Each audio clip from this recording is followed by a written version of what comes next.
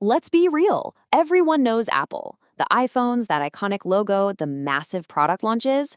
It's one of the biggest, most recognizable companies on the entire planet. But behind all that marketing glitz, there's this massive financial engine. And today, we're going to pop the hood and take a look inside. So that's the real question, isn't it?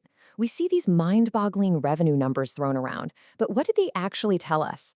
To truly get a sense of the financial health of a giant like Apple, you need way more than just the headlines. You need a game plan.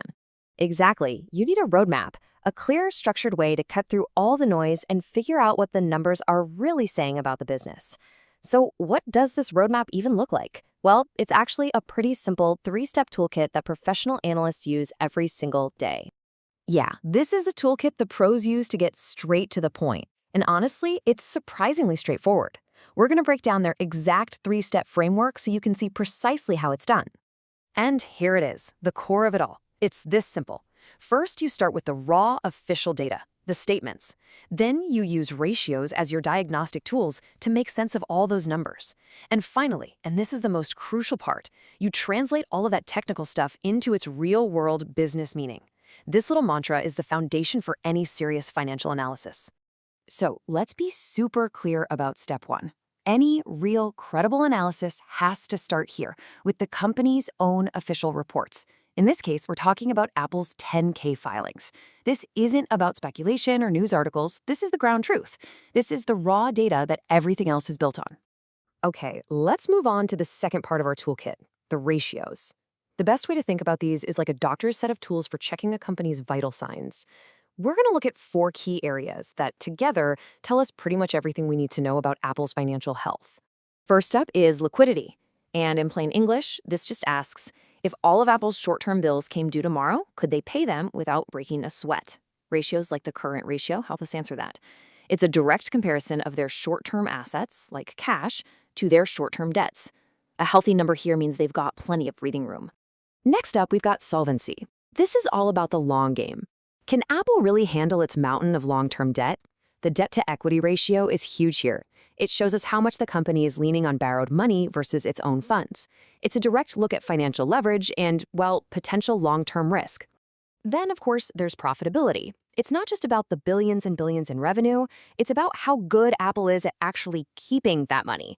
The profit margin ratio is perfect for this. It tells us exactly how many cents of profit Apple banks for every single dollar in sales. It's a super direct measure of just how powerful and efficient their business model is. And finally, efficiency. How well is Apple managing its massive global operation? The inventory turnover ratio is a fascinating one. It literally measures how quickly Apple sells and restocks its entire inventory of iPhones, MacBooks, you name it. A high turnover means products are just flying off the shelves, which points to some incredibly effective management. All right, now for what I think is the most important step of all. We have the statements, we have the ratios, but honestly, numbers on a page don't mean a thing until we connect them to what's actually happening in the real world. This is where the analysis truly comes alive. This is exactly what I mean by connecting the dots. A financial ratio like inventory turnover isn't just some abstract number for accountants. No way. It directly answers a very real, very important question. How fast are the iPhones and MacBooks actually selling? This translation from data to reality, that's the whole point of this exercise. And remember, a single number is really just a snapshot in time.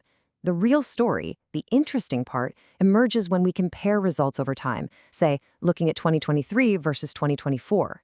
Is Apple getting more profitable? Is its debt level changing? These trends tell us which way the ship is sailing, and that is way more important than knowing its exact position at any one moment. So, when you put all these pieces together, you take the statements, you run the ratios, and you find their real-world meaning over time, you start to get this incredibly powerful financial picture. But a truly great analysis, it goes one step further. Because the ultimate goal here is to use all this data to build a full 360-degree view. You identify the company's core strengths and its hidden risks, you start to pinpoint future opportunities, and you put it all into context, thinking about everything from global economic shifts to the company's ethical impact on all of its stakeholders. So remember that roadmap we talked about at the beginning? The entire journey, all of this analysis, it leads right back to this simple, powerful idea. You start with the official statements, you measure them with ratios, and you translate everything into real-world business meaning.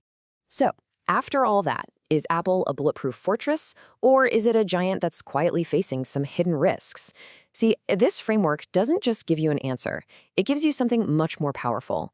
It gives you the tools and the perspective to look at the data for yourself and come to your own informed conclusions.